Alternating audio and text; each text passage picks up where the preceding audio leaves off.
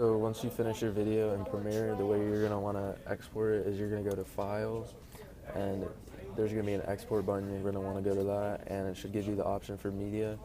If it doesn't, just go back to your video and hit enter, and then just stop it, and then just go back in, and it should be there. So then click on media, and the format should be AVI, output name. It doesn't really matter. You can make it whatever you want. And if your video has audio, obviously export the audio, but for this video I don't want audio on it. And for the video codec, it should be DVNTSC.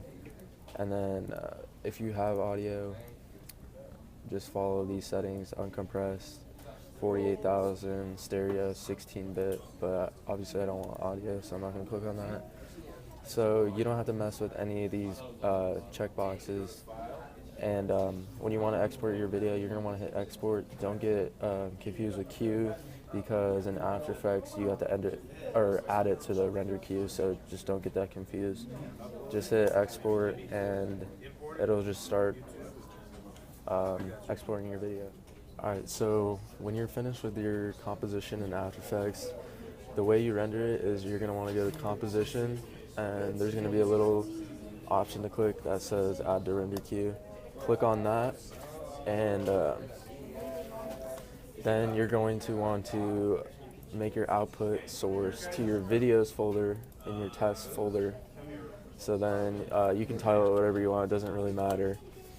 And then you're going to want to go to, no, wrong one, sorry. Output module, make sure this is AVI. If you want your audio, you click audio output. Don't mess with any of these settings. But for this one, there's no audio, so we don't really need audio. And for these settings, RGB, millions of colors, pre-multiplied. And then just leave everything else the same. There should be nothing in here that you mess with. And then just hit OK. And then make sure you click render, and then that'll start your render, and it'll export to your test folder. Alright, so one last thing to keep in mind is that if your video that you're exporting is going on to YouTube, make sure that you change the format, and this is After Effects by the way, make sure you change the format to H.264 instead of AVI.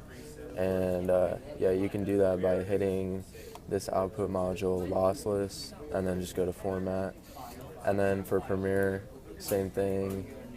When you're done with your composition, you just go to the export thing, and if it's going onto YouTube, make sure it goes to a H.264.